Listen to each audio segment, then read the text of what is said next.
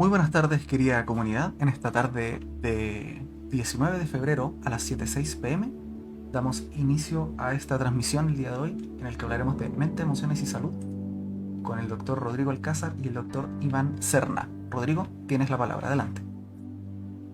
Muchas gracias, Raciel. Querida comunidad, muy buenas tardes. Hoy día estamos con un invitado muy especial. Él es médico cirujano, él vive en Lima, Perú, ha estudiado en la Universidad de La Habana, en Cuba, es especialista en medicina bioreguladora, estudió en Chile el año 2010, muy cercano a nuestro profesor, el doctor Arturo Obirne, con quien compartimos el conocimiento. Se ha ido especializando en nutrición integrativa y también en oncología integrativa. Un especialista que hoy día nos va a hablar acerca de mente-cuerpo. ¿Las emociones nos pueden enfermar y nos pueden sanar? Esa es la pregunta de hoy. Muy bienvenido, doctor Iván Serna. Tengo el placer de darle la bienvenida y preguntarle cómo está hoy día. Muchas gracias, doctor Rodrigo. Siempre estoy muy contento, muy feliz, más aún en esta tarde que tengo el honor de estar con usted y compartiendo mis conocimientos, mi experiencia con todos las personas que nos oyen. Y aquí estoy para poder ayudar un poquito. Siempre es bueno un consejo. ¡Qué maravilla! La medicina que hemos estudiado, alopatía, somos alópatas, nuestra escuela médica ha sido siempre alópata, pero no por eso hemos dejado de seguir estudiando. Esta escuela ve el ser humano como una máquina, donde si algo falla hay que cambiar esa pieza o hay que dar un antidolor, antifiebre, antihistamínico, en fin. ¿Cómo es este tema de que las emociones nos pueden enfermar, doctor? ¿Cómo fue dándose cuenta de esto? Doctor, lo que me motiva a mí a estudiar medicina fue que tuve la tristeza de tener a un padre que enfermó de cáncer. Cuando yo lo llevaba a los cuidados intensivos, cuando yo lo llevaba a sus terapias tradicionales, la quimioterapia, la radioterapia, siempre me preguntaba, ¿hay algo más por hacer por un paciente? Entonces, desde los primeros años de estudio siempre ahondé en la medicina cuerpo-mente, en el lado olvidado de la medicina, las emociones. ¿Qué hace que un paciente se enferme? No solamente es el estilo de vida, sino dentro del estilo de vida, la dieta inadecuada, las actividades equivocadas que ha tenido. Y hoy en día ya puedo analizar que desde el estrés maternal podemos tener a una persona que viene biodecodificado con sufrimiento, si la madre, cuando lo ha tenido al bebé en gestación, ha sufrido tristezas, melancolía, ha tenido que estar plasmando estas emociones en órganos vitales. Y todo esto se corrobora, porque la mente y el cuerpo es uno solo. Hay una manera holística, integrativa que tenemos que ver al paciente. Hoy, a partir de la época de 1980, con los estudios de los ingleses y corroborado por los americanos, por la doctora Candy Spare, que escribió un libro muy lindo que lo invito a que lo puedan leer todos, que se llama La molécula de la emoción. En este libro nos dice que hay neuropéptidos para cada emoción. Por ejemplo, los neuropéptidos de la rabia, la cólera, la ira, los celos, siempre tienen receptores hepáticos. Y corrobora el trabajo de la medicina china, medicina tradicional china, que 5.000 años atrás nos decían que una persona que es biliosa, que una persona que es amargada, renegona, con cólera, con ira, siempre tendía a dañar emocionalmente al órgano filtro, un órgano inmuntorial como es el hígado. Asimismo, la tristeza y la alegría en exceso y en deficiencia en el corazón, con un vaso en todo lo que es un pensamiento excesivo, una excesiva preocupación, un órgano como el riñón, que da todo lo que es miedos y temores, y el órgano, un órgano muy principal como es el corazón con el intestino delgado, la tristeza y la alegría. Entonces, para mí, todo paciente que yo tengo la dicha de atender y conocer a diario, en 10 minutos no podemos conocer de qué se enferma un paciente. Mi consulta y mi paciente lo sabe, siempre duran entre 2 a 3 horas. Solo así puedo ahondar en los problemas que ha tenido, esos abruptos emocionales, esas improntas que han quedado en su mente, esas huellas en el alma, que hoy se traducen en dolor. Detrás de un dolor físico hay un dolor emocional. Mientras más tengamos una enfermedad crónica, degenerativa, más peligrosa como es el cáncer, que para mí es el top de las enfermedades de dolor, hay que analizar este paciente cuánto sufrió en la vida, cuánto estrés, cuántos impactos emocionales recibía estas células, y que normalmente corrobora las frases de Hipócrates que decía: los impactos emocionales en la infancia se traducen en la adultez con enfermedades muy abruptas y excesivamente de dolor. De verdad que la medicina china, con sus 5000 años de antigüedad, ya nos hablaba de la relación cuerpo-mente. Ni siquiera existía la psicología, no había nacido Freud ni Jung, y estos médicos chinos ya relacionaban la rabia con el hígado, la pena con el pulmón, el miedo con el hígado. Qué interesante, doctor. De verdad tenemos que aprender más acerca de estas medicinas ancestrales. ¿Cómo una persona hoy día, citadino de una gran ciudad, que tiene un impacto emocional, que le genera una rabia, una bronca, y eso uno lo siente en todas las células del cuerpo, sobre todo en el hígado, la bilis, la boca amarga? ¿Cómo, doctor, puede ese citadino hacer algo para evitar quedarse con esa emoción atragantada? ¿Qué consejo le puede dar a las personas que nos están siguiendo? ¿Cómo pueden gestionar sus emociones?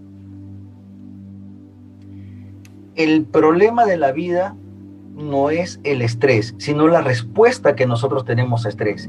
Y hay que diferenciar, doctor Rodrigo, qué tipo de estrés estamos sometidos hoy en día en esta vida que es un poco difícil, porque la vida es muy difícil. Todos hoy en día tenemos una batalla por el lado afectivo, por el lado económico, por el lado político, porque no nos gusta el ambiente en el que vivimos, porque tenemos que estar aguantando muchas veces al jefe que almuerza frente de nosotros, la oficina del jefe que está al frente de nosotros y nos incomoda, el tráfico. Entonces, cada día que una persona desde la mañana está secretando aquella hormona que el eje endocrino activa a nivel de glándulas suprarrenales y que se llama cortisol, y que constantemente el cortisol es bueno en mínimas cantidades, porque el cortisol es como los médicos en farmacia preparan la cortisona, un antiinflamatorio. Pero la secreción constante de cortisol, lo que hoy llamamos el hipercortisolismo, es lo que ocasiona que el cuerpo siempre esté inflamado. Y mire la coincidencia para hablar de los arquetipos de los chinos, que hablaban que el hígado se llenaba de cólera, se llenaba de ira, se llenaba de celo, de desconfianza en una persona que estaba biliosa. Cuando salimos desde que nos despertamos, doctor Rodrigo, si tenemos programada una alarma, si tenemos programado un celular, el sistema autónomo de la parte del simpático conecta. Si comienza a sonar una alarma, desde que nos levantamos estamos en adrenalina, es decir, en hormonas que están haciendo que nuestro cuerpo esté a 1000 por hora. Cuando debemos levantarnos desde el primer momento del día en lo que es el parasimpático, no en el simpático. Ese desbalance parasimpático y simpático, que el parasimpático es relajación y relación, pero no, estamos todos los días con la cronopatía, que me falta tiempo para esto, que me falta tiempo para otro, que tengo que salir con 2 horas y media antes porque los tramos son duros, porque agarramos tramos que hay mucho tráfico, y lo más importante, que nos pita el sonido. Entonces, hoy sabemos que nuestro cuerpo nuestras células tienen un lenguaje cibernético, es decir, las células captan una información, la procesan, la reciben y dan un mensaje. Si el mensaje es bueno, usted da mensaje de salud. Si el mensaje es malo, usted da mensaje de enfermedad. Entonces, lo que yo aconsejo a las personas es el primer punto de partida para mejorar de cualquier enfermedad a un paciente es la tranquilidad y la calma. Solo activando la tranquilidad y la calma, y por ende en el cuerpo el sistema parasimpático autónomo, la persona tiende a bajar una hormona que es el cortisol, y el cortisol, que es inflamatorio, haría en el cuerpo que desinflame el cuerpo despacio, porque tenemos que tener picos muy cortos de cortisol. Además, aconsejo mucho las técnicas orientales de respiración, de meditación guiada, de yoga, terapias emocionales como la visualización y la repetición, salir al parque a hacer ejercicio, a escribir tu autobiografía. Mientras más complejas son las autobiografías, tiene menos probabilidad de desarrollar enfermedades degenerativas en el sistema nervioso.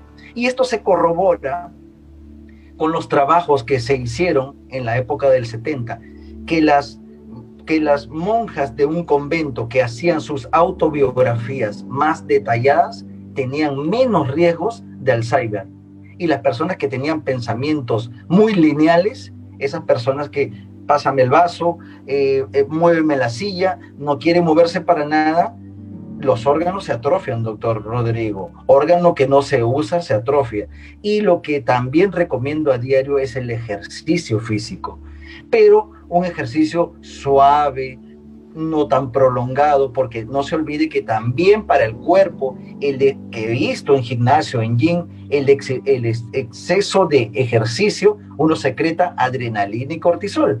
Entonces, ahí la reparación muscular es mucho más lenta. Y mire que hoy ya podemos hablar de un estrés tisular. No solamente el cortisol está a nivel sanguíneo, si tenemos también el cortisol a nivel de músculos, a nivel de órganos, porque si el cortisol se queda a nivel del hígado, que fue la pregunta que usted me hizo, tenemos un hígado tóxico, un hígado graso, y con el tiempo podría tener un hígado cirrótico y un cáncer de hígado. Entonces, porque se bloquean los sistemas de desaminación. El primer sistema, una de las fases del hígado, que es la desaminación, que es sacar el amoníaco del cuerpo. El amoníaco sube a lo que se llama en clínica encefalopatía hepática, y en parte subclínica es que el cerebro se baja de oxígeno y se llena de acidosis. Y no se olvide, recordando sus trabajos de usted, que la acidosis es la mamá, podrían acabar en enfermedades degenerativas crónicas como la que estamos viviendo.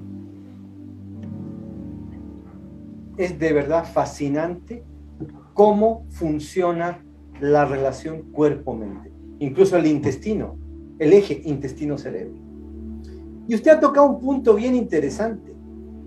El citadino, la gente de la ciudad que anda corriendo, que no tiene tiempo para nada, con muchas cosas que hacer y muchas frustraciones. Ese estilo de vida va dañando la tiroides. ¿Cuánta gente hay enferma de tiroides? La tiroides no funciona, o la tiroides hace nódulos, quistes, hipotiroidismo o hipertiroidismo o cáncer a la tiroides. ¿Cómo ve un paciente que está con enfermedades de la tiroides? ¿Qué le está pasando a esta persona? ¿Qué debe cuidar en su estilo de vida? Doctor Rodrigo, cuando yo tengo un paciente afectado de la tiroides o de alguna disfunción de la tiroides, como disfunción de tiroides de Hashimoto, tiroides de Reiken, o un hipotiroidismo, un hipertiroidismo, emocionalmente la tiroides es el órgano de las emociones. Todas las emociones confluyen en la tiroides. La tristeza, el rencor, las guarradas, aquella cólera, ira, aquella aquellas palabras que no se pudieron pronunciar en su momento, la pérdida de espacio. Entonces, yo emocionalmente siempre trabajo muy dedicado a un paciente con tiroides, porque la tiroides, su metabolismo abarca a todo el cuerpo, porque tiene una secreción hormonal que la hormona llega a todas las partes del cuerpo y por ende también afecta a todas las partes del cuerpo. Un problema de tiroides me puede llevar a un problema de fibromialgia. Un problema de tiroides me puede llevar a muchas afecciones en el organismo. Pero lo más importante que yo siempre controlo es que el paciente con cáncer de tiroides tendría mejor resultado. Su tratamiento alopático o integrativo, donde se vean muchos factores, si tendría un mejor hígado. Porque recordando la fisiología y la bioquímica de la glándula tiroides, la hormona T4, para que se convierta en hormona T3, es a nivel del hígado.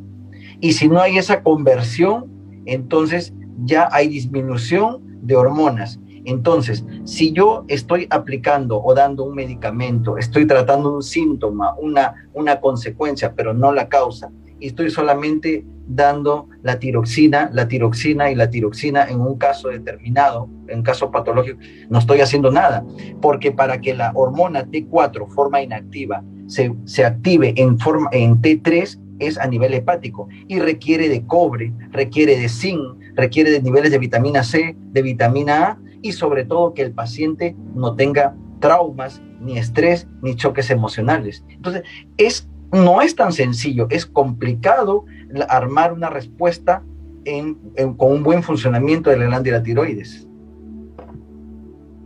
Y sobre todo, lo que hoy día se conoce como disruptores endocrinos, que son micromoléculas de plástico, que por alguna razón que todavía no entendemos bien, se van a depositar a nivel de la tiroides, dañando todo este funcionamiento. Unos estudios muy importantes en la época del 80 demostraron cómo los disruptores endocrinos, por ejemplo, las pastas dentales que están llenas de flúor, afectaban tremendamente a la glándula tiroides. Los bisfenoles, los BPA y los benzopirenos disruptores, desde el uso de aluminio en los desodorantes con antitranspirantes, aquellos en una casa tóxica que aplicamos, que huela rico, que huela agradable, con todos los insecticidas, con todos los olores, con todos los saborizantes que ponemos, son disruptores endocrinos. Y una de las principales afecciones de la glándula tiroides también son los disruptores del ambiente. Es muy interesante este tema.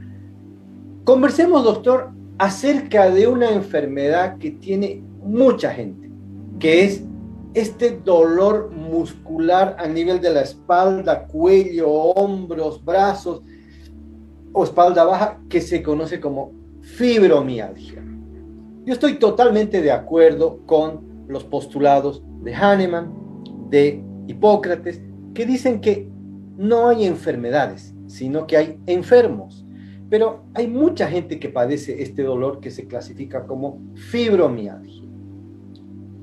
¿Cómo puede doler tanto el músculo que parece que tuviera un paciente vidrio molido debajo de la piel? ¿Cómo se va dando esta enfermedad? Uno de los puntos más importantes es por qué hay más casos de fibromialgia en el sexo femenino que en el masculino. Siempre me hice esa pregunta. Lo que hoy se considera la fibromialgia como el síndrome de Ulises es aquella enfermedad que tiene muchos síntomas, pero el médico tiene muy poco tiempo para entender esos síntomas. Toda persona que hoy en día tiene una gran repercusión en su salud, en su estado emocional, en su trabajo y en su vida diaria es la fibromialgia. Y la fibromialgia tiene componentes no solamente ambientales, tiene también comportamiento emocional, porque hoy ya se considera que la fibromialgia es un agotamiento, hay un agotamiento de las mitocondrias, que son las organelas celulares que se encargan de la respiración celular. Aquellos lugares donde se produce la energía del cuerpo, del ATP, están bloqueadas por el exceso de cortisol. Una persona que hoy en día padece fibromialgia siempre ha vivido con altos niveles de cortisol, ha vivido estresada, ha tenido un mal manejo mental, emocional, ha tenido, como siempre le digo, cuando uno va a la cama, van 3 personas, va la mujer, va el hombre y va el miedo. Entonces, una mujer que vive así, agotada con el tiempo, porque hay un agotamiento adrenal muy fuerte. Ya en el agotamiento adrenal es cuando ya se dio picos tan altos de adrenalina y de cortisol que hoy en día ya esos bajones ya están afectando a la sinapsis nerviosa muscular y el cuerpo está agarrotado, temblar. Y recuerde los trabajos también de la medicina china que nos dicen los tendones, los músculos apretados tienen que ver también con disfunciones de la madera, del hígado y la vesícula biliar. Órgano duro, hígado, y vesícula biliar, órgano hueco. Así es, para la medicina china, el hígado es el maestro de músculos, tendones y ligamentos. Por lo tanto, si usted sufre de dolores musculares, tiene que preguntarse, ¿cómo está mi hígado? ¿Cómo lo estoy cuidando? ¿Lo he desintoxicado o no? ¿Cómo lo estoy alimentando? Hay una patología y hay un problema bien común también que se llama el colon irritable. ¿Cuántas personas sufren de hinchazón, gases, dolores, diarreas, malas digestiones y que tienen un origen muy de tipo nervioso? Porque si uno se comió una comida descompuesta o con bacterias, uno va a tener diarrea y malestar, pero eso dura 2-3 días, luego se autorresuelve, se autolimita. Pero en cambio hablo yo de personas que están semanas, meses cargando este colon inflamado, que la verdad es que un colon inflamado hasta el ánimo nos deteriora, la vida íntima, el trabajo, la creatividad. Es de verdad un problema bien complejo. ¿Qué pasa con estas personas? ¿Qué emoción no están pudiendo tragar, digerir estas personas? El problema que tenemos hoy en día frente a nosotros, que es un desafío, que es el síndrome del colon irritable, yo siempre analizo un poco cuál es el sistema, cuáles son los órganos, cuáles son los tejidos que están afectados. Si estamos frente a la red neuroentérica, esa conexión entre el sistema nervioso y la parte entérica, lo que hoy ya lo conocemos como el segundo cerebro, todo lo que le hagas a tu cerebro, todo lo que le hagas a tu mente, todo lo que le hagas a tu psique, se lo haces a tu aparato gastrointestinal. Hoy en día, desde todos los problemas que vivimos, desde los factores biopsicosociales que estamos afectándonos a las personas, tenemos problemas de gastritis, tenemos problemas de reflujo, tenemos problemas de colon irritable, con estreñimientos y también con diarreas. Podemos ver cómo las emociones se reflejan en nuestro intestino. Y para hablar de la parte que a usted le encanta, las neuronas están en mayor cantidad en el intestino, tanto en el intestino delgado como en el intestino grueso. Y hoy sabemos que en este intestino también se fabrican, aparte de vitaminas, que lo hace la famosa microbiota intestinal, que cuando un paciente se afecta, más mueren las buenas que las malas. Entonces comienza a perderse bacterias fermentativas y las que comienzan a proliferar son las bacterias putrefactas, que son las que inician pólipos, que son las que inician síndrome de colon irritable. Y mire, algo muy importante que esta tarde usted me lo corroboró.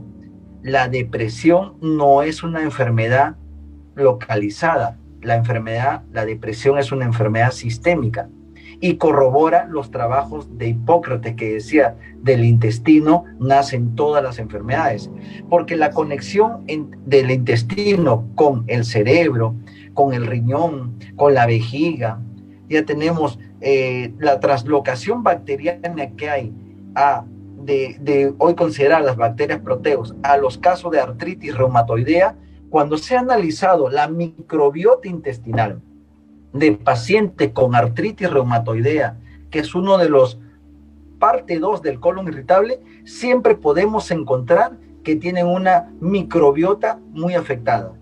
Y hoy en día sabemos que la microbiota intestinal se afecta mucho cuando el paciente siempre tiene estados de estrés prolongados día a día. Entonces, lo que llamamos hoy día la inflamación silenciosa es la de bajo grado, la persistente. Nuestro colon se va inflamando poco a poco y debido no solamente a los estados mentales, emocionales, espirituales alterados, ejercicio, a consumir muchos saborizantes, también colorantes y las gaseosas que hoy en día están llenas de azúcar, y el azúcar se considera, aparte de adictiva, haciendo una sociedad sugarólica que es adicta al azúcar, también podemos encontrar cómo el azúcar es inflamatorio. Y usted ve pacientes que hoy en día tienen colon irritable, que siempre paran estresados, siempre quieren consumir más niveles altos de azúcar y buscan alimentos que tengan mayor carga glicémica. La emoción que afecta a un paciente que tiene el colon irritable es la emoción de la melancolía, el recuerdo, la traición, aquellas guarradas que me hiciste en la vida y no lo he podido procesar. Todas estas cosas hay que ir mirándolo punto a punto, porque hay que hacer como un checkbook. En una hora no podemos ver qué podemos ayudar a un paciente. Tenemos que ser muy minuciosos, tener, como yo le digo, malicia indígena, de estar buscando todo el pasado de la persona, las cosas que hizo mal, aquellas actividades equivocadas que hizo en la vida. Podemos tener un mejor tratamiento y bienestar en el paciente. Un problema que hoy día nos tiene estudiando de cabeza, estar siempre a la vanguardia del conocimiento. Lastimosamente, la primera causa de muerte en Chile, en Sudamérica y en el mundo eran las enfermedades cardiovasculares. Les seguía el cáncer, pero lastimosamente ya el año pasado el cáncer superó a las cardiovasculares, por lo menos en Chile. Va a ser y es la primera causa de muerte. El cáncer, como usted decía, es la enfermedad top del desamor. Es más barato prevenir que curar. ¿Cómo podemos prevenir ir entrando en ese terreno canceroso? ¿Qué les podría recomendar a las personas que todavía están sanas y quieren mantenerse sanas hasta su longevidad? Doctor, en el pensum académico siempre nos enseñaron que la medicina que estamos haciendo era una medicina reactiva. Aparece la enfermedad y doy el tratamiento al síntoma. Lo que yo busco en la medicina integrativa es la prevención. Y hoy en día muchos de los cánceres son prevenibles, muchas de las enfermedades son prevenibles, pero hay que tener fuerza de voluntad, hay que tener una autoestima adecuada, hay que aprendernos a amar, porque solamente cuando nos amemos vamos a evitar todo lo que nos hace daño. Primero, a tener una dieta equilibrada, donde todos los días se consuman buenos niveles de omega 3, porque nuestros genes están diseñados para consumir omega 3, que es antiinflamatorio, para consumir antioxidantes. Si vivimos en una ciudad tan fuerte como vivimos en Santiago, que hay altos niveles de smog, altos niveles de residuos orgánicos, altos niveles de residuos industriales, tenemos que consumir antioxidantes, porque la vitamina C, que es una vitamina que el ser humano no tiene la capacidad de sintetizar, no la estamos consumiendo, ni tomando, ni comiendo. Esos niveles tienen que ser adecuados, porque en los libros nos enseñaron con 60 miligramos a 75 miligramos era para que no aparezca escorbuto, pero hoy en día ellos hicieron ese estudio en la época del 60 al 2022 hay una diferencia muy grande. porque también tenemos, aparte de los altos niveles de estrés oxidativo en el que estamos día a día, también dentro del estrés oxidativo, el cuerpo se considera que como somos bípedos, debemos evitar el sedentarismo. Uno de los puntos más importantes es evitar el sedentarismo, darnos tiempo para nosotros, para hacerle mantenimiento a este cuerpo que tenemos, que hoy en día el mantenimiento que le podemos hacer es mantenerlo lo más tranquilo, en calma posible, en serenidad. Segundo, evitar los picos de cortisol diario, controlar el estrés con actividades que nos relajen. Cuando paramos el auto y nos vamos a un parque a sentar unos 30, 40 minutos a mirar una hoja de un árbol, a mirar una flor y a apreciar la belleza que nos rodea, pero estamos con la cronopatía, que el tiempo, siempre es el tiempo nuestro enemigo, y considerar que todos vamos a llegar a viejos. Como hay una frase que dice, todos queremos llegar a viejo, pero nadie reconoce que ha llegado. Y el que no se enfermó a los 40 es porque está muerto. Con esto quiero decir que una persona debe hacer una medicina preventiva, un ayuno terapéutico controlado y dirigido por un médico, porque como se sabe, el cáncer, ¿de quién? El cáncer es una enfermedad degenerativa, pero el cáncer ¿de quién? La diabetes ¿de quién? La fibromialgia ¿de quién? No todas las personas, respetando que nuestros hijos son iguales a nosotros, tenemos polimorfismos. Entonces, respetando esta individualidad genética, hay que ver por qué un paciente hizo cáncer, por qué un paciente hoy en día tiene más predisposición a hacer cáncer. Y mire, algo muy importante, a partir de la Segunda Guerra Mundial, todos esos venenos que se lanzaban en los territorios del Vietcong, cuando se cerraron esas empresas, los países de Sudamérica que compraron toneladas de agroquímicos para la industria agrícola, hoy sabemos que lo que se aplicaba, el DDT que se aplicaba en África, en la grasa del oso polar de la Antártida se podía encontrar niveles altos de DDT. Y creo que de África a la Antártida hay demasiada distancia. Analizando el cordón umbilical de 145 niños de diferentes hospitales de Estados Unidos, ya se podía controlar, se podía encontrar niveles altos de metales y de agroquímicos. Se supone que la madre protege en la barrera placentaria de los químicos endógenos, pero no de los químicos que consume. Entonces, mire que si un niño ya viene intoxicado y lo primero que en lugar de darle un jugo de fruta, se le da un jugo de fruta de tarro, se le da un jugo de fruta de caja, donde solamente de la naranja es la foto que tiene en la portada y está lleno de saborizantes, colorantes y preservantes, y sobre todo la reina de esas es el azúcar. Tenemos niños que siempre están hiperexcitados, porque el azúcar excita mucho a los niños.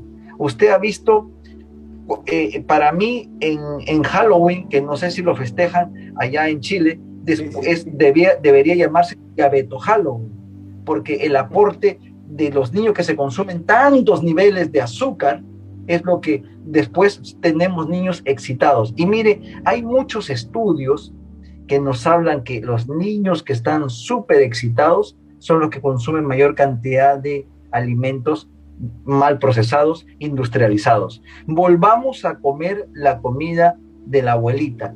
Esa cuando íbamos al campo a sentarnos, donde había tomillo, donde había hierbabuena, donde habían hierbas aromáticas, y todas esas hierbas tienen principios curativos necesarios. La salud está en la naturaleza. Tenemos que abrir los ojos y dejar de consumir tantos alimentos procesados, industrializados, como son los embutidos, las gaseosas, los refrescos, hasta los mismos niveles de lácteos. Hay que tener mucho cuidado porque vienen con agroquímicos, vienen con hormonas que pueden estar activando células tumorales. Y por último, el exceso del uso del celular. Se ha analizado que cuando una persona utiliza el celular más de 2 horas y media diarias, tiene un sistema inmune bloqueado por 5 días. Imagínese usted. ¿Por qué se han hecho esos estudios? En Corea, es un estudio 2019-2020, que se hizo este estudio en personas que usaban mucho el celular, tenían mayor presentación de enfermedades crónico-degenerativas. La respuesta está en que las redes captaron la imaginación, el color, el sonido, que es lo que le atrae al cerebro del ser humano y que lo tiene, entre comillas, en satisfacción. Pero esa satisfacción es estacionaria, porque normalmente uno no está mirando una red social, está corriendo.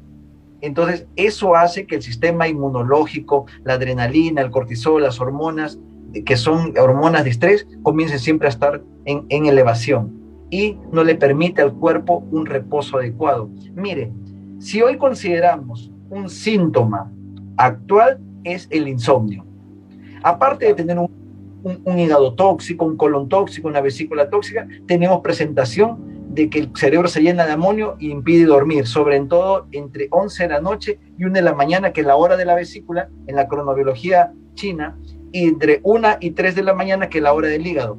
A esa hora el hígado, que está tóxico, no deja dormir porque está botando todas las toxinas, tratando de botar todo el cortisol que ha juntado todo el día. Y como las personas, un mal ejemplo, hacer ejercicio en la noche, al cuerpo lo tienen en cortisol. Entonces el cortisol bloquea las hormonas del sueño y hacen que la persona no pueda dormir. Entonces hay muchas cosas, la respiración antes de dormir, apagar totalmente las luces, ni siquiera dejar un puntito azul, porque ese puntito azul para el cerebro es una luz de día. Y como le comentaba, para dormir también tienen que ser estas lámparas que ya yo las he visto en Santiago, que las venden, que así como va apareciendo el amanecer, se va ocultando. Entonces los fotorreceptores que tenemos en la piel van captando esa sensibilidad y va disminuyendo y va haciendo que el cerebro comience a dormir. Y dormir es muy necesario, obligatorio para el descanso de los órganos. Solamente durmiendo la persona puede reparar, porque nuestro cuerpo tiene procesos de autocuración, de autorregulación, de tenerlo todo en equilibrio y armonía. Una persona puede recuperar su salud, pero la salud es física, mental, espiritual. Qué hermoso, doctor. De verdad, es un agrado conversar con usted, porque estamos hablando el mismo idioma. Ya saben, entonces, volver a lo natural es la clave mayor, y volver a lo simple, sentarse a poder mirar una puesta de sol, respirar, meditar, estar en contacto con el corazón, sentir, amar. Es tan sencillo, pero nosotros lo hacemos complicado. Nuestros abuelos comían muy saludable.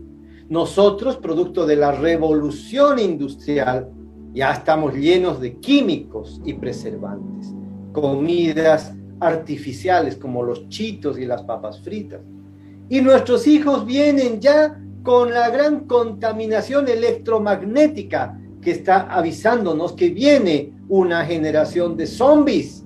Así que, doctor, vamos a tener que trabajar mucho para concientizar a la población en volver a un estilo de vida muy saludable.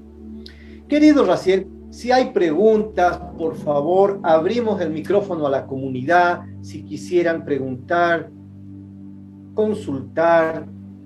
Perfecto. Entonces, damos el inicio al periodo de preguntas. Yo anoté las 2 preguntas que hicieron, pero también pueden, si es que les ha nacido a la audiencia alguna otra consulta o comentario que quieran hacer, lo pueden dejar escrito en estos momentos. Partimos con Panchi Parragués, que dice: ¿con qué se puede relacionar la artrosis?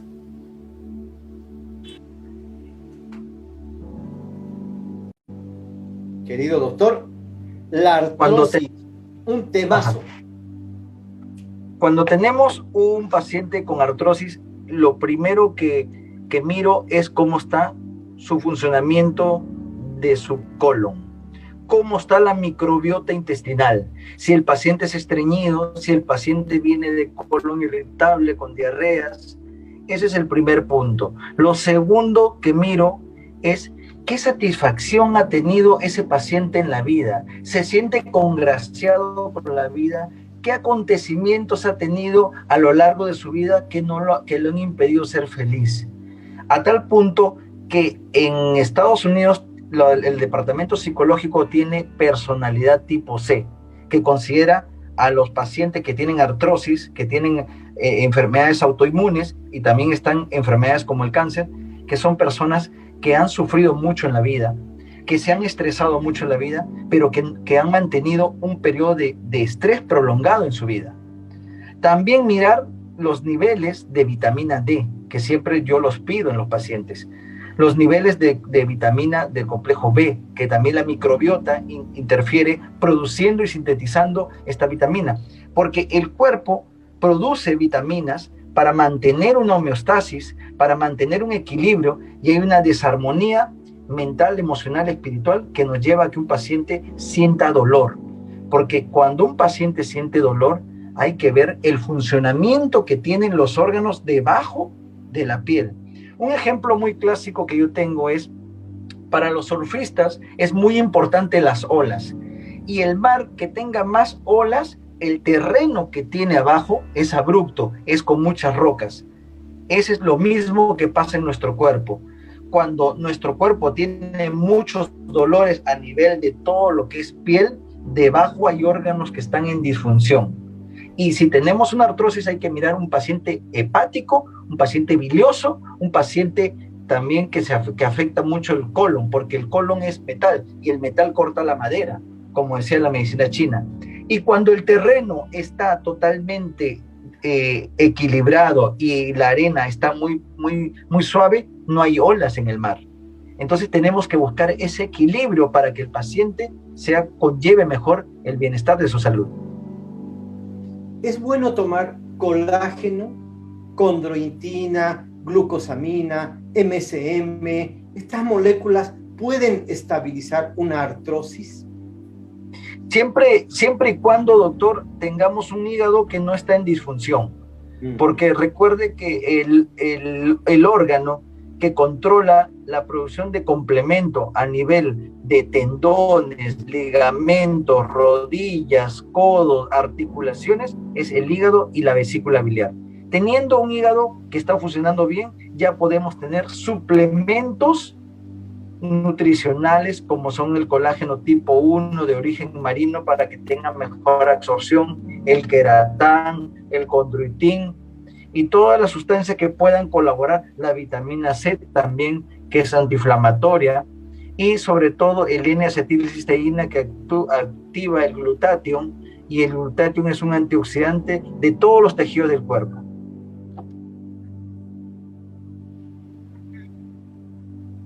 Imagine usted la paradoja. Al paciente artrósico le damos paracetamol, ibuprofeno, lo que aumenta la función hepática, pudiendo cronificar este paciente. Es de verdad una paradoja.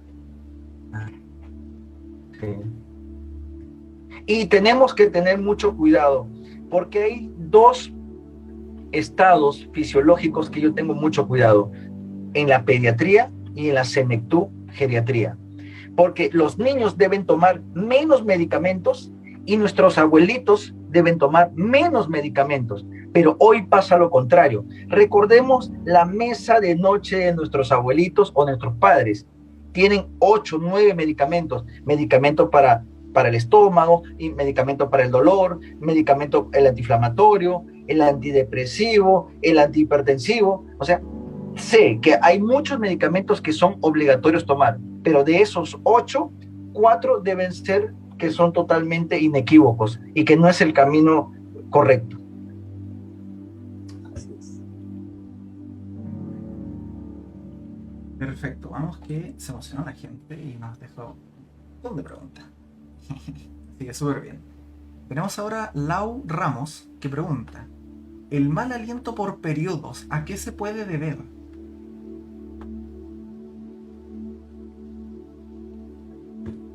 Hígado, porque aunque usted vaya al dentista y se haga toda una limpieza y eso sigue, es un tema de hígado. Dígame, doctor. El hígado responde mucho al mal aliento por lo que hablamos hace un momento, el exceso de amonio, preguntarle si el paciente es un paciente irritable, un paciente bilioso, un paciente molesto, un paciente que no está congraciado con la vida, que tiene un poco de celos, de desconfianza. Hay que mirar cómo está su función hepática. ¿Y por qué por periodos?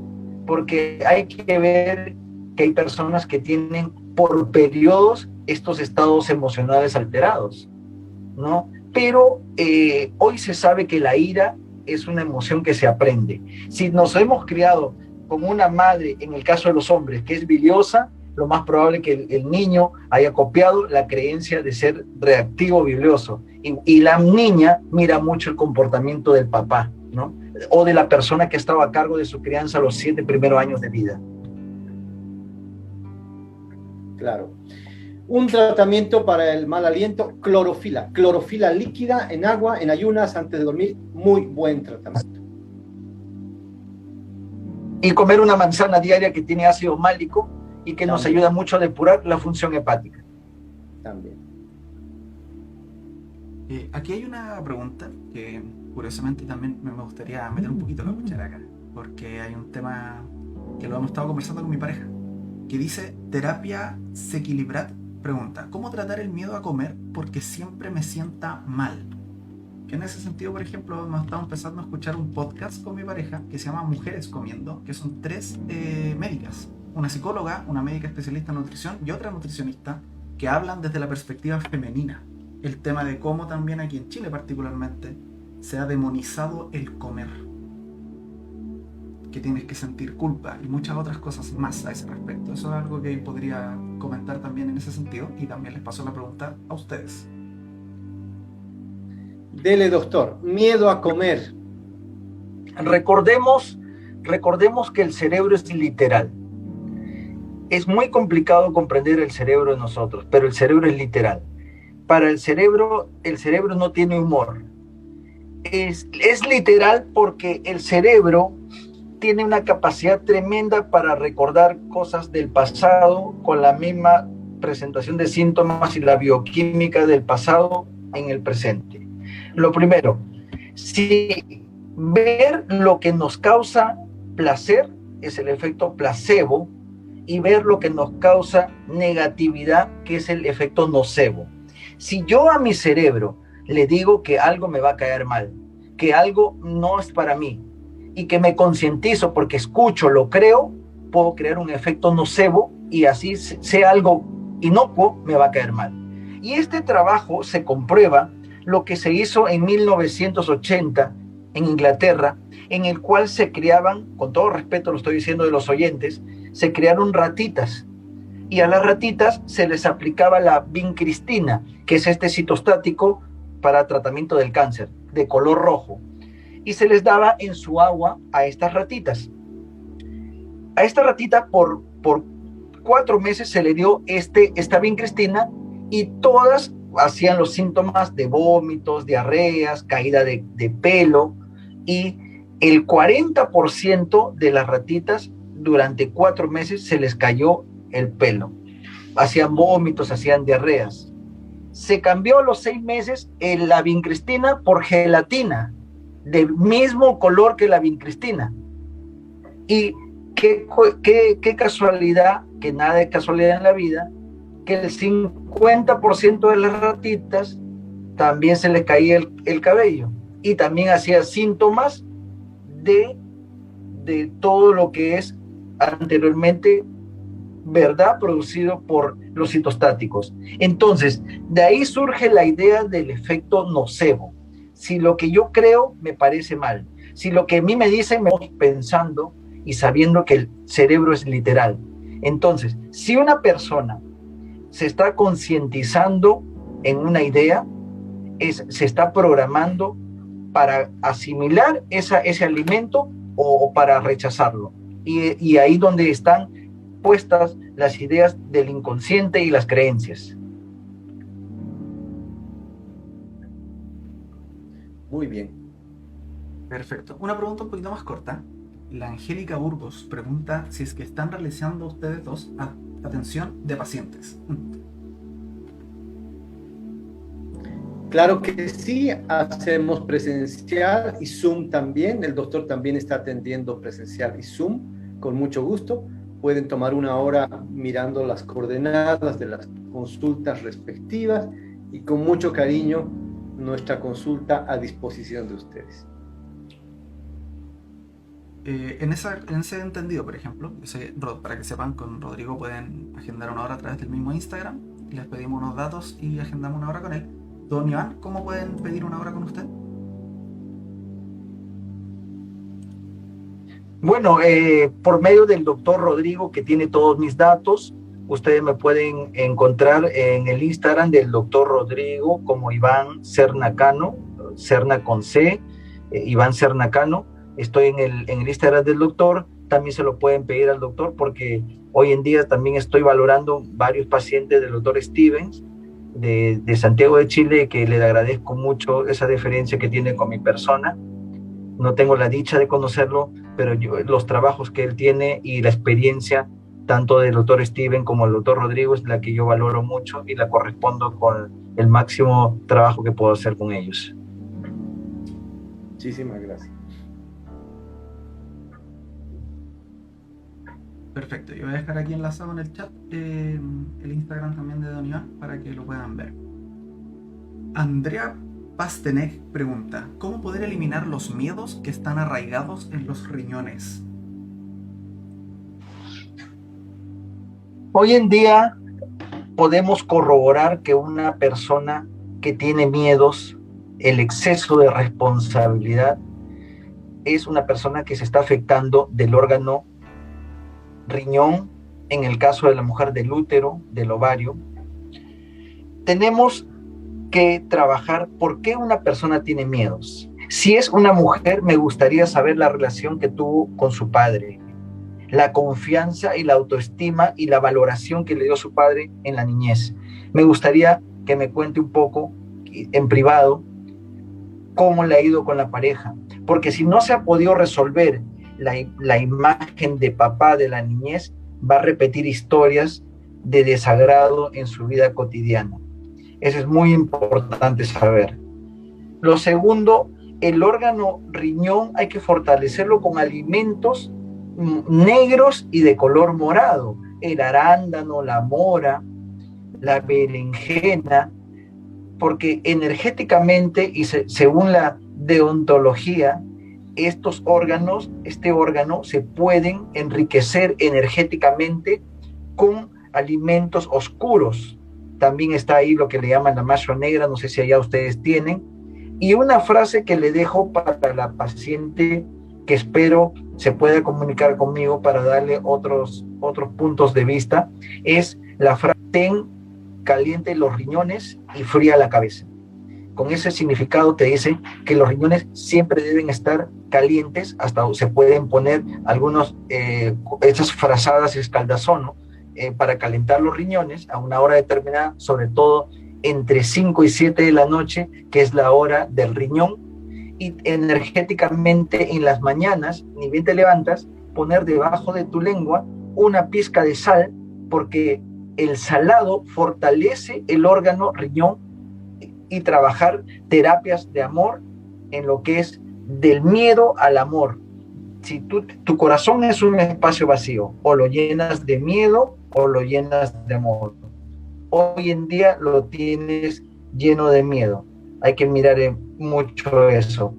Y la parte última es mirar, según la odontología neurofocal, cómo están tus dientes incisivos superiores e inferiores, para poder hacer una biorregulación que te lleve a tener mejor armonía de tu salud.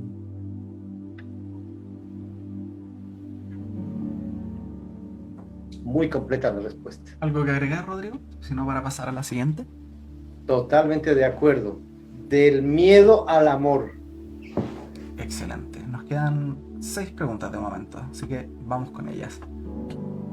Kuronisi Carla dice: hola, ¿cómo puedo manejar el estrés y temor a comer, ya que sufro de colon irritable con diarreas y mis comidas son bien reducidas y quiero empezar a comer de todo y volver a repoblar mi microbiota? Para que el organismo pueda reponer la microbiota que ha sido afectada, porque todos nacemos con una cantidad y un tipo de microbiota, que la microbiota hoy se considera que es como la huella digital de cada persona. Nadie tiene la misma microbiota. Hoy en día, yo sé que en Santiago de Chile ya tienen, en todo Chile tienen probióticos. Hay que tratar que los probióticos vengan en billones, porque la mayoría de probióticos, las bacterias benéficas, mueren a nivel del tracto gastrointestinal por la acidez. Entonces, cuando uno consume tabletas de probióticos que se consumen 15 a 20 minutos antes de cada comida, me gustaría que esta persona también pueda consumir, creo que ustedes tienen pajarito, tienen el kéfir, tienen el kombucha, tienen el kefir, que son fermentados que van a ayudar mucho a la respuesta inmunológica, a la respuesta de tener una mejor microbiota. Pero lo principal en esta paciente es mirar lo que ella misma nos dijo: miedo a comer.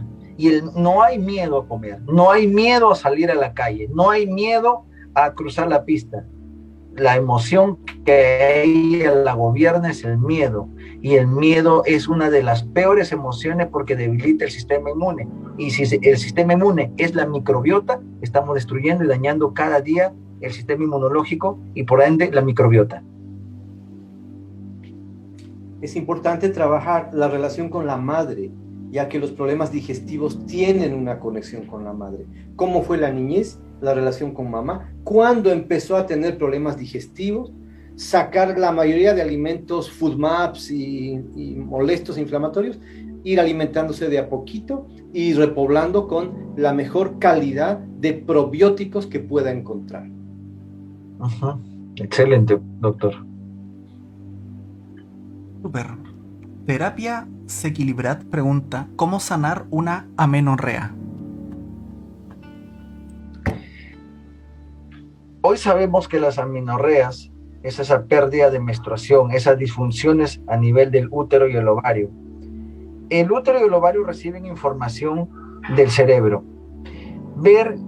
Trabajar mucho aquellas afecciones que han podido ocurrir en la vida de una persona, en el campo emocional, en la niñez.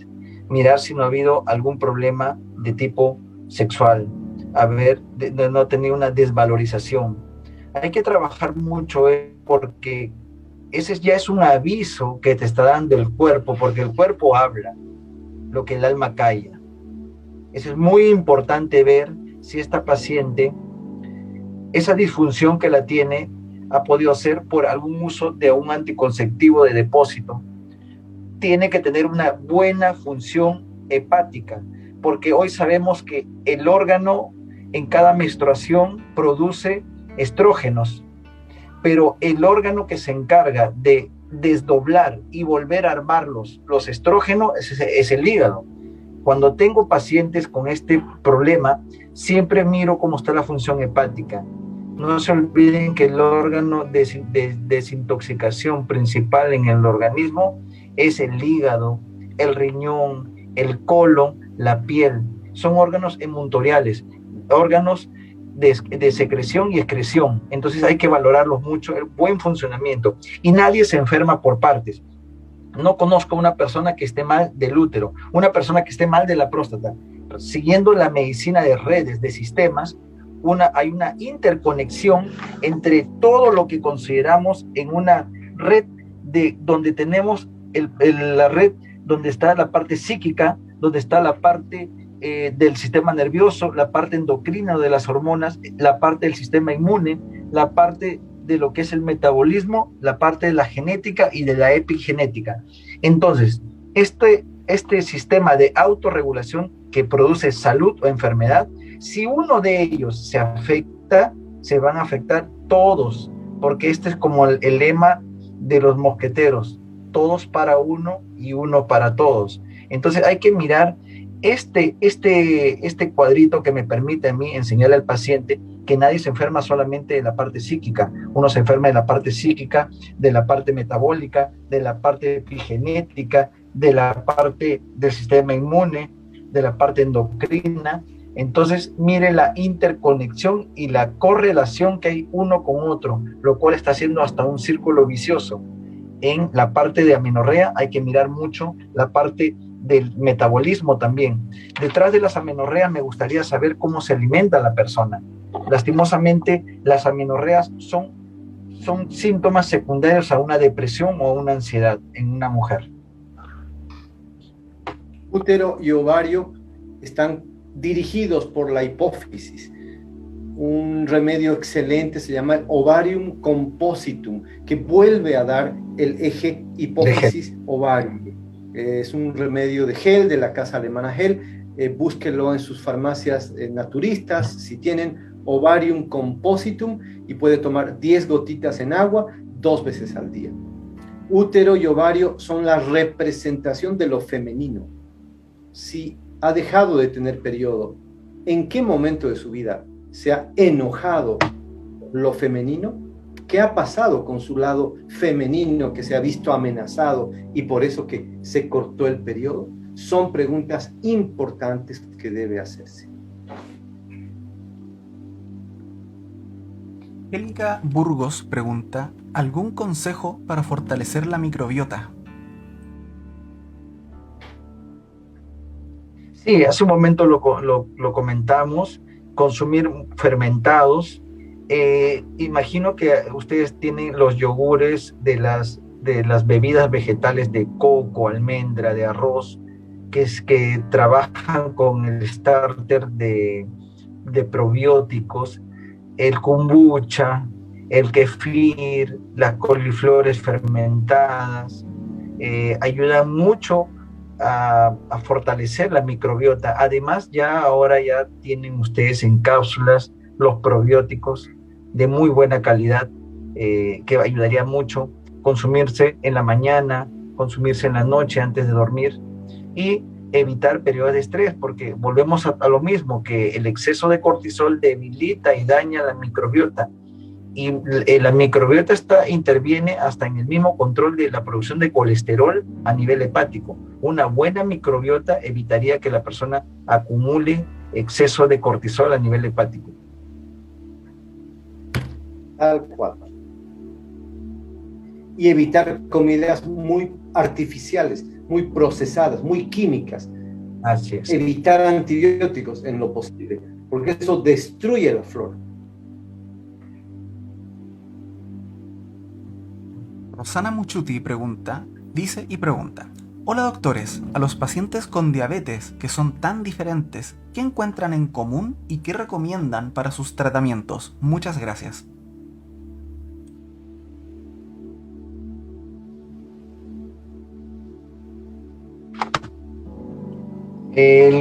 El común denominador de un paciente con diabetes es que ha sido un mal alumno. Un mal alumno porque él ha hecho 3 cosas que son actividades equivocadas en la vida. Lo primero, que se alimentó mal. Lo segundo, que no hizo ejercicios diarios equilibrados. Y lo tercero, que no pudo controlar su estrés y la secreción constante de cortisol y de adrenalina.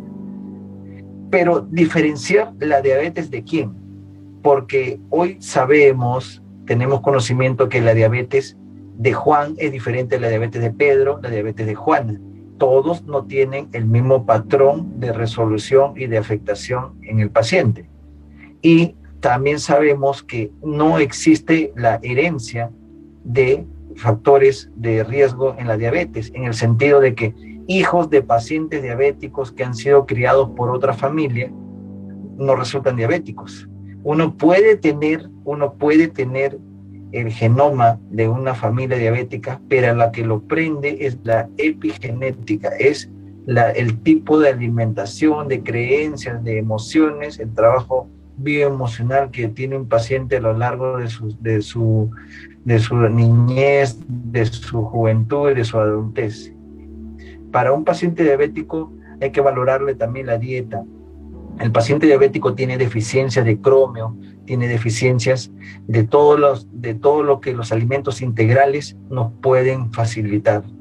Y el paciente diabético tiene que controlar mucho el estrés, porque el estrés, hay una secreción constante de cortisol, por ende de formación de resistencia a la insulina, que lo lleva constantemente a resistencia de lectina y el paciente tiene que estar o consumiendo muchas comidas constantemente que le está haciendo picos de insulina y le está afectando gravemente su salud.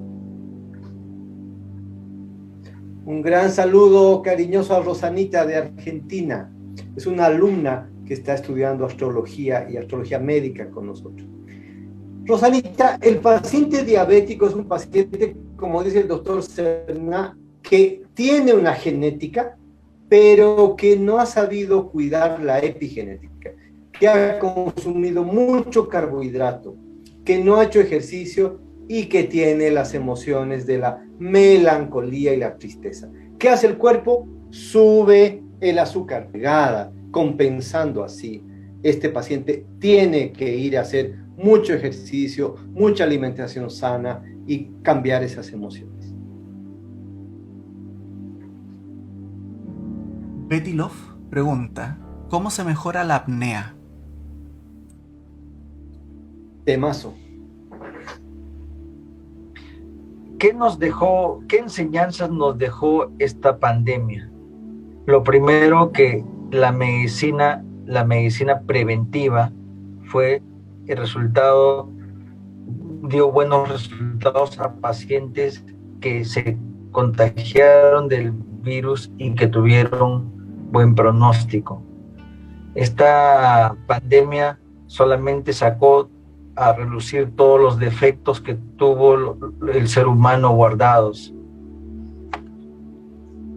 Nosotros siempre consideramos que uno de los principales cuadros que hace la viremia es el bloqueo de las mitocondrias. Volvemos a la respiración celular, a la formación de ATP y, para hablar en cristiano, a la formación de energía en el cuerpo. Si el virus tiene la capacidad de haber bloqueado a nivel pulmonar a mitocondrias, hay una disfunción mitocondrial. Las disfunciones mitocondriales tienen que ver con poco oxígeno en nuestro organismo.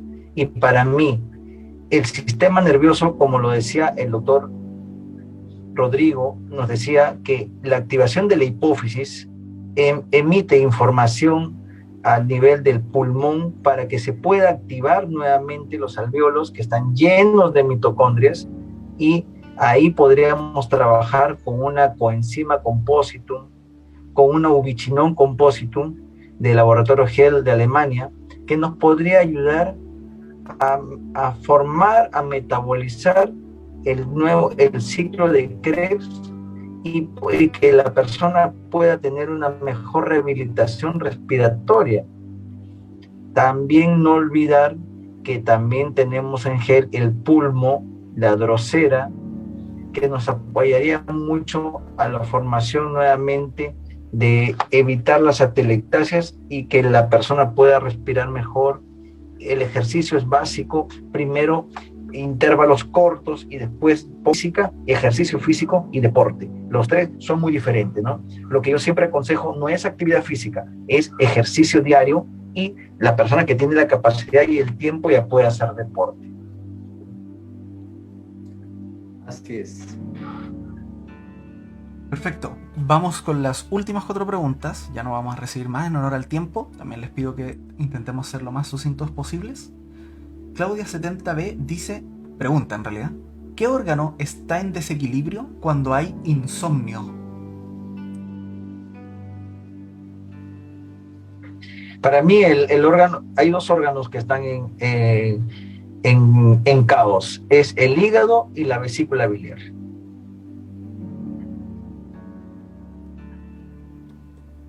Doctor Rodrigo, Sí. ¿estás de acuerdo?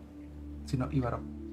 Estoy de acuerdo, pero también hay una simpaticotonía. El paciente está en simpaticotonía, no puede apagar la cabeza, no puede dejar de pensar. Entonces le dan las 12, 1, 2 de la mañana y sigue activo, no logra entrar en parasimpaticotonía. Hay una sobreexpresión adrenal porque tiene conflictos, problemas que no está pudiendo resolver. Y a veces, si tengo un problema que no puedo resolver, tengo que entregárselo a la divinidad y decir: divinidad, resuélvelo tú. Si yo ya no puedo, no gano nada quemándome el cerebro. Perfecto. Casa Astróloga dice y pregunta: hola doctores, ¿qué se recomienda beber después de una cirugía de derrame cerebral? Gracias por su información.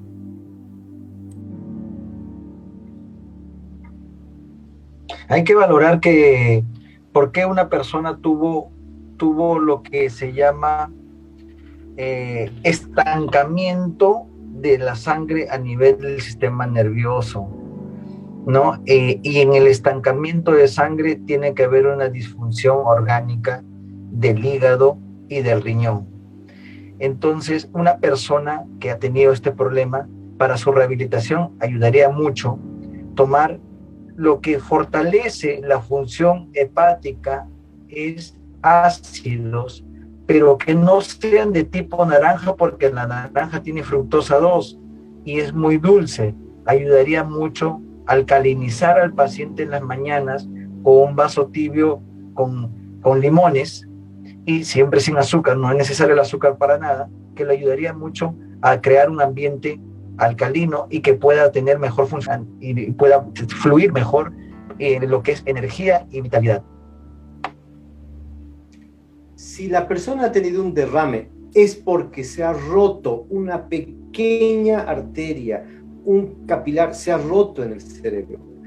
Y no olvidemos que los capilares, venas y arterias tienen paredes que están hechas de colágeno, y el colágeno se forma con vitamina C. La principal causa de derrame cerebral no solo es el aumento de la presión, es la falta de vitamina C y colágeno dentro de las arterias. Esta persona, para evitar tener otro derrame, debe tomar mínimo 6 gramos al día de vitamina C y omega 3 mañana y noche. Con eso debería fortalecer el sistema y cuidar mucho la presión arterial. Si tiene que tomar algún medicamento, sí debe tomarlo, pero la presión debe mantenerse en 11,7 como mínimo, ¿no? Como máximo. Perfecto. También ligado a esto mismo, Angélica Burgos dice: doctores, ¿la hipertensión arterial cómo funciona y puede revertirse? Yo creo que un paciente que ya llegó a hipertensión arterial es un paciente que ha estado en estados de adrenalina, que es lo que se llena mucho el corazón para que el corazón tenga siempre la sangre al tope. Un paciente así sí requiere medicación, pero sí se pueden dar algunos consejos, por ejemplo, que baje de peso para que el cuerpo no tenga tanto estrés de emanar tanta cantidad de sangre, mejorar la homocisteína, consumir omega 3, que es un antiinflamatorio a nivel de los vasos sanguíneos. El uso de la vitamina C nos ayudaría mucho también. Y algo muy importante, me ha ayudado bastante la vitamina E para evitar esos cuadros de hipertensión tan elevados. Aconsejo mucho también el consumo de ajo añejado para que me mantenga la menor viscosidad de sangre posible y que la sangre pueda no ser tan ralentizada y sea menos viscosa a nivel del miocardio. El gran problema de la presión alta está demostrado en laboratorios de biología que se produce porque las células no están recibiendo el oxígeno y el sistema compensa aumentando la presión. Por lo tanto, si el sistema está haciendo eso, lo mejor sería drenar la matrix, que está totalmente empantanada, convertida en una melcocha. Por eso que no llega el oxígeno a nivel celular. Y el sistema es tan perfecto que cree que aumentando la presión va a hacer llegar mejor los nutrientes. Pacientes hipertensos se benefician profundamente de una dieta solo de verduras por un periodo de unos 10-15 días para que el propio sistema pueda limpiar el colágeno que está endurecido en arterias y venas. Ojalá hacerlo bajo manos de un médico, un nutricionista, una persona entendida en el tema que no le produzca otros desbalances. Y vitamina C, de todas maneras, 6 gramos. La salud cardiovascular se mejora con vitamina C. Y tenemos ahora la última pregunta, que es de Betty Love, quien pregunta: ¿qué recomiendan para reponerse luego de haber tenido COVID?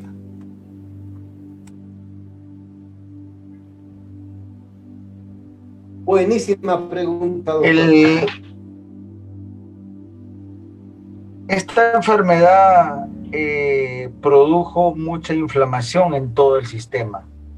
Yo aconsejo mucho lo que hace varios momentos está comentando el doctor. Para mí, el uso de la vitamina C, porque el uso de la vitamina C, 6 gramos, estamos hablando de 6 tabletas de 1000 miligramos en el día. También el uso de la vitamina C endovenoso nos ayuda mucho. El uso de omega 3 como antiinflamatorio sistémico, el uso de la curcumina activada con la pimienta negra en grajeas, en tabletas, como antiinflamatorio y bloqueador del factor nuclear kappa beta. Me ayuda mucho el uso del zinc y selenio para fortalecer la respuesta inmune y los probióticos a nivel de microbiota intestinal. Una muy buena alimentación de vegetales que nos alcalinice, y también nos puede ayudar el uso de un antioxidante como es la astaxantina en 12 miligramos 3 veces al día. Los virus, las gripes, todos los virus producen un daño a nivel mitocondrial. Aquí debemos usar, además de lo que ha mencionado el doctor Iván, magnesio, 500 miligramos día, y si tiene a disposición ubiquinol y coenzim, esta fórmula maravillosa alemana, no dude en utilizarlo. Cosa de recuperar. Hoy día se está hablando mucho del síndrome post-COVID. El paciente queda agotado, cansado, crónicamente, tiene a veces taquicardias, varios problemas. Hay que hacer un gran esfuerzo para recuperar estos pacientes y llevarlos a su vida normal. Doctor Iván, ha sido un verdadero placer. Espero que hagamos otro evento donde podamos hablar de envejecimiento saludable. Así que lo dejo invitadísimo. Mil gracias por su presencia. Muchas gracias, doctor. Me le agradezco mucho y ha sido un enorme gusto seguir aprendiendo de usted. Gracias, profesor. Le agradezco mucho. Con todo cariño. Gracias, Raciel, por ayudarnos todos los sábados en la plataforma. Gracias a cada una de ustedes que nos siguen sábado a sábado. Saben, el conocimiento es para ustedes, para entregárselo con mucho cariño.